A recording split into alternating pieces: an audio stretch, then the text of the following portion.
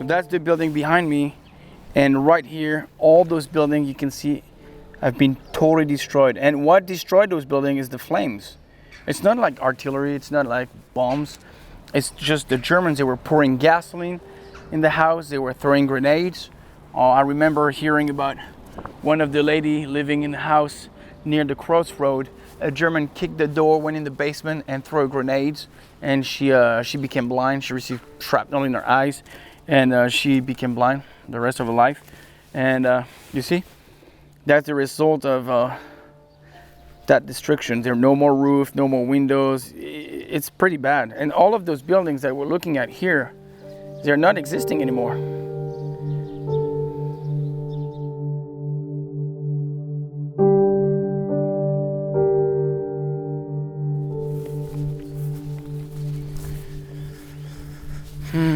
Every summer I would come here and I would spend at least a month, with my grandparents. That's why I've got such a deep interest about World War II. It's because of the first conversation that I had here with my grandparents. And when I was very young, I visited, Omaha Beach, Point York with my mom, and I was 8-9 years old, and I came back here and I just started to ask my grandparents, like, what happened to you during the war? And I could see that it was like making them uncomfortable. They didn't want to talk about it. So my grandpa grew up as the only child in a farm just outside of Tourouvre. And when he was about 20 years old, the Germans actually came to his farm and told him the day after he had to leave. So that was the STO, as we call it in France, and he was forced to go to Germany, and he became a forced labor in a war camp. And when he came back in 1945, unfortunately, he discovered that the town where he grew up was totally destroyed. There were 57 houses that have been burned and 18 civilians killed when he was in Germany. That's exactly at the same time that I was trying to ask questions to my grandma about the occupation and then the massacre. I remember my grandma telling me that she saw the German passing by on that main road going to Tourouvre, and she could see that they were going fast, and she got so scared that she actually jumped on the side of the road in a ditch, and she was hiding. And she always told me that they were drunk. Since landing on the beaches of France on June 6, 1944, the Allied troops have been pushing the Germans back across Normandy.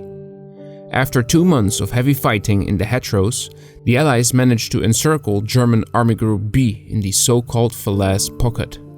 The town of Tourouvre was just on the edge of this pocket and saw the retreat of several German troops. On August 12, 1944, several German soldiers of the 12th SS Hitlerjugend Division were stationed in the town. They were preparing to leave as the Americans were closing in. A truck loaded with equipment and food was hit by the US Air Force, killing a German soldier. The next day, the Germans continued their preparations but were interrupted by American troops who had scouted the village. The Germans retreated to a nearby forest. However, that evening, several SS soldiers returned, mad with rage, and opened fire on the civilians who had now started to pick up the German supplies from the streets. Breaking down doors, throwing grenades, and a tank firing point blank into a house, a wave of terror gushed over the town of Tourouvre. Buildings were set afire and other people were taken as hostages to a chateau nearby. The people of Tourouvre were held accountable for the death of the German soldier. Almost 60 houses were burned and 18 civilians were killed. In order to learn more about his family's history, Florent Plana revisits the town, now as an adult. Okay, so you see that's the end, that's Tourouvre, we're coming from the west. So there's a crossroad here where the Germans had like several machine guns while they were researching the house and, killing everyone. And that crossroad is coming up, is the crossroad right here. So they had machine gun position here in case the Americans were coming, from Montagne Perche, etc. But here we are. So you see that's the monument for the men and women that died during the Second World War. The plaque is for them, and you can see that some of them died, in combat. French soldiers probably died in 1940. So we have over 18 French civilians that were killed. But growing up here, we knew some of the people that were related to the ones that were killed, on August the 13th, 1944. But again, you don't talk about it because some family lost family members, some did not. Why I lost my children but you did not? Why did I lose my mom and you did not? So after the war, nobody was talking about it. In order to learn more about the massacre, Florent tries to find a survivor of this tragic day, and if possible, record an eyewitness account so that future generations can learn more about this unknown massacre. So one of my family members told me about an association that was created just a few years ago that is just about the massacre of Tourouvre. It's to help the younger generation to be aware of that and just to remember the one that were killed. So I'm calling this number, and the guy answering the phone is 38 years old, and we're really connected. Actually, he told me that my grandma grew up in the house of his sister. So I was like, what? That was kind of interesting. And so he told me that he knew about Madame Fouquet. Madame Fouquet is the only survivor living in Tourouvre right now. And she was 13 years old at the time, and I was, curious. Does she remember anything? He told me, you'll see, she's gonna talk. C'est mon oncle, c'est Claude Paris. Votre mère, c'est Jocelyne. C'est ça? C'est pas Jocelyne. Vous allez me raconter des histoires que je connais pas, peut-être? Non, mais Madame Paris, c'est comment elle? C'est pas Jocelyne. Non, c'était Madeleine. Madeleine Paris, c'était ma grand-mère. Ah oui, Monsieur Paris, il jouait de l'accordéon. Et jouait de l'accordéon, exactement. Ah bah attendez, je vais vous montrer une photo parce que j'ai une photo de lui qui joue de l'accordéon. Ah oui, mais je connais bien. Chez nous, ma grand-père. Comment vous appelez Monsieur Paris? Est-ce que je peux vous poser quelques questions par rapport au 13 août? Parce que moi, ma grand-mère, elle n'était pas dans Tourouvre. Non. Et tant mieux qu'elle n'y était pas. Hein. Ouais. Mais du coup, comment ça s'est passé? Ça s'est passé que, je sais pas, soi-disant qu'il y avait eu quelque chose, qu'il avait trouvé quelqu'un de mort, je ne sais pas, c'était peut-être même personne, il était peut-être mort, ça j'en sais rien.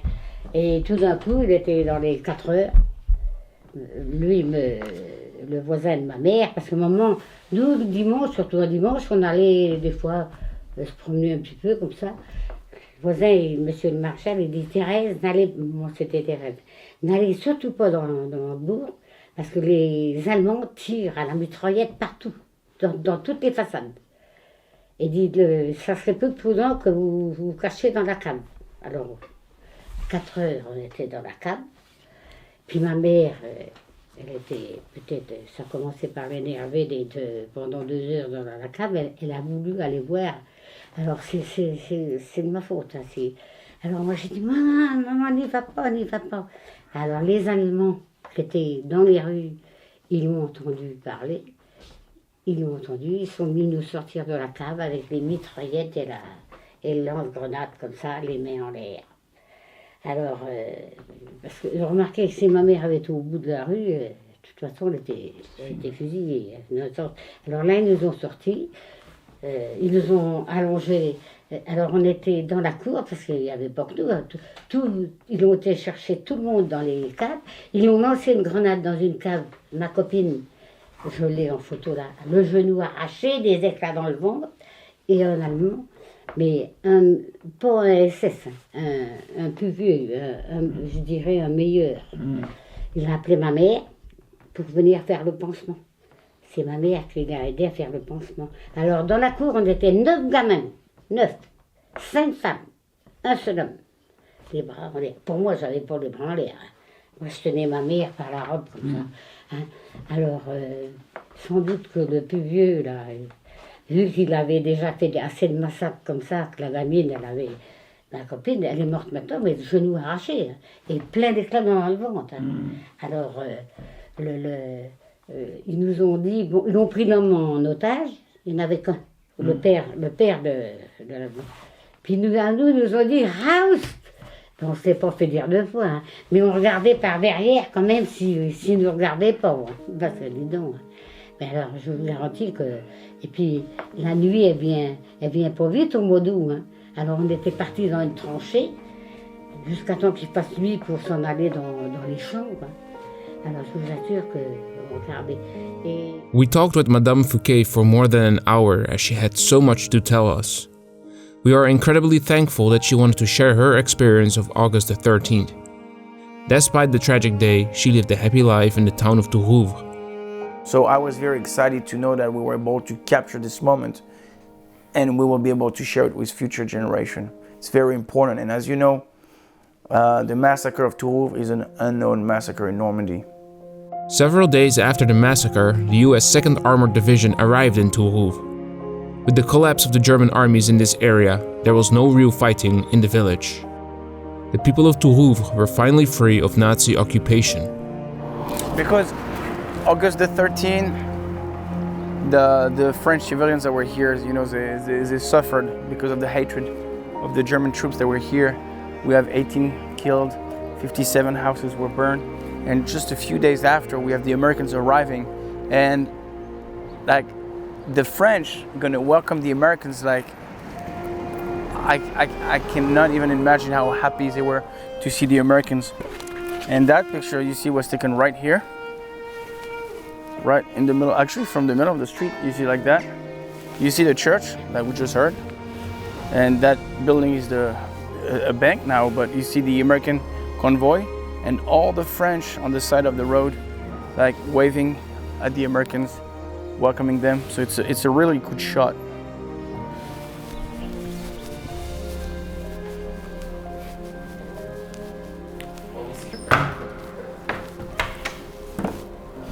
I just love this church, you know. When I was a kid, I come here.